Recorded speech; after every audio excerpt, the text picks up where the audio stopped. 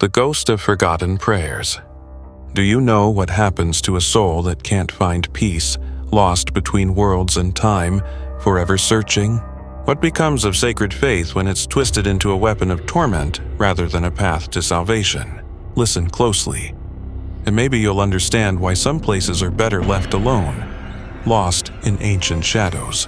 The calm before the storm. Deep in an old forest, where ancient pines whisper secrets of lost ages, a forester named Ivan wandered alone.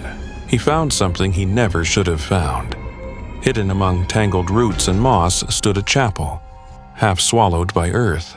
Its crooked walls leaned as though tired, and the strange thing was the air around it.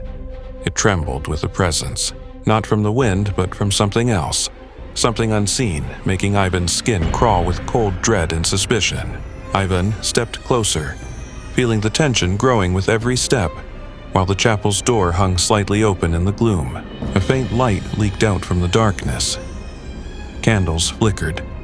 Who would light candles in a place long abandoned and cursed? He crossed the threshold, and instantly the air turned frigid, his breath fogging before him in thin, shivering clouds, the scent of incense mixed with something rotting. Then he heard it. A whisper, urgent prayers in a language he didn't know. The awakening. The locals knew about this place, but they just didn't talk about it, carrying old silence like a protective charm.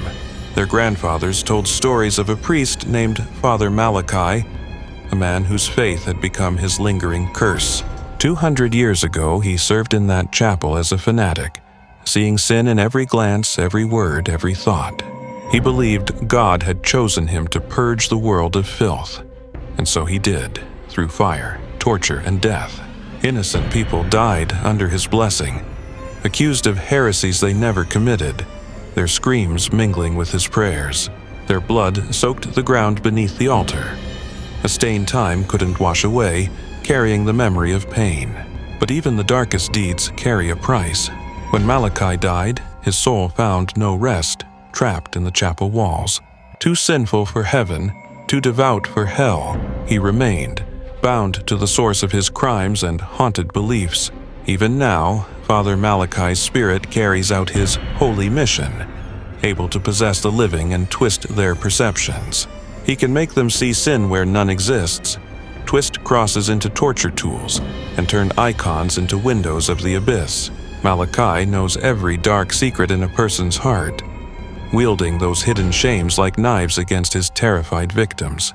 But he has weaknesses. His spirit is bound to the chapel, unable to wander far from its accursed altar of suffering. He grows weaker at dawn, when the first rays of sunlight pierce the dark, and he cannot harm truly pure hearts. Still, Malachai believes in his mission. In his warped mind, he's God's instrument, judge and executioner without remorse. He takes pleasure in the suffering of sinners, convinced it's his sacred duty, blind to the horror he inflicts on others. Judgment. Ivan turned to leave, but the heavy wooden door slammed shut behind him with a thunderous echo through the stone walls. The lock clicked, a cold metallic snap that reverberated in the gloomy chapel, making Ivan's heart pound with fear. Candles flared suddenly, casting wild, dancing shadows across the cracked icons and the decaying pews along the walls. Sinner!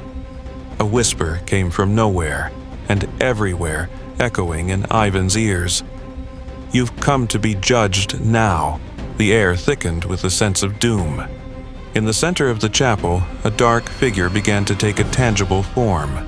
Tall, cloaked in black, a hood hid its face, but where eyes should be, only hollow sockets glowed with cold, pale light. Father Malachai, Ivan whispered, realizing the legend was true, and his worst fears were standing right before him. Yes, my child, the spirit intoned, a chilling certainty in its voice. I am the one who cleanses the world of filth, and you. The figure raised a hand, and the crosses on the walls began to slowly turn upside down behind Ivan. You are full of sin.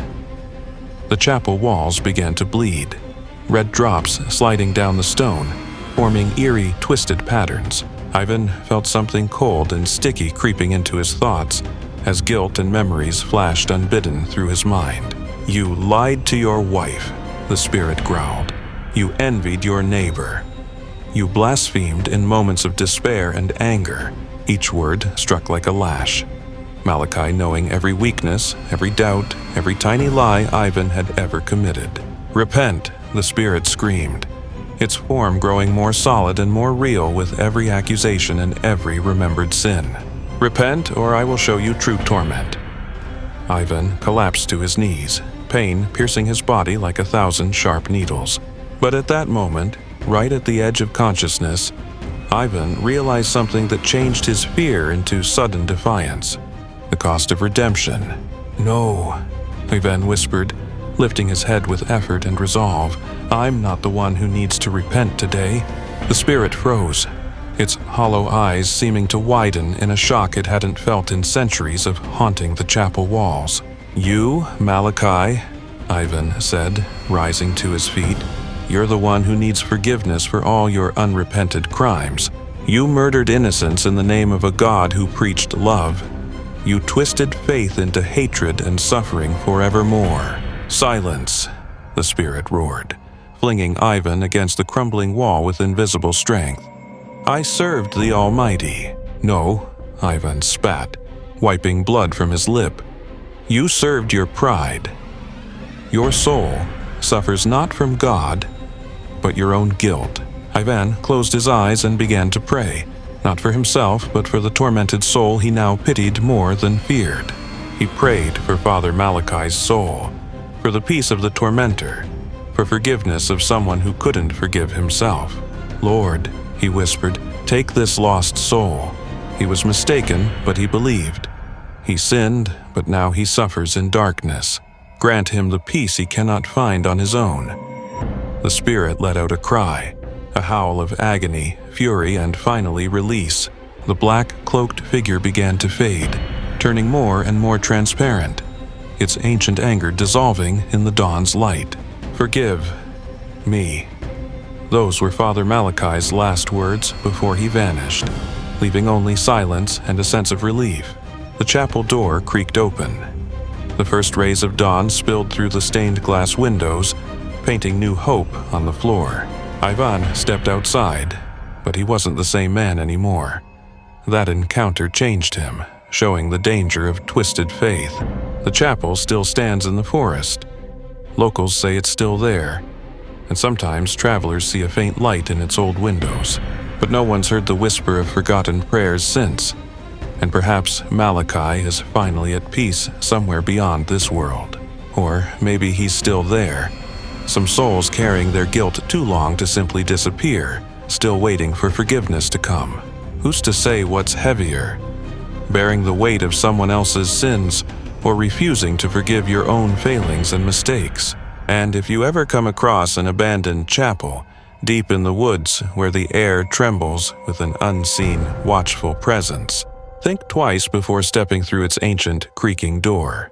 Because some places remember, and some souls still need redemption.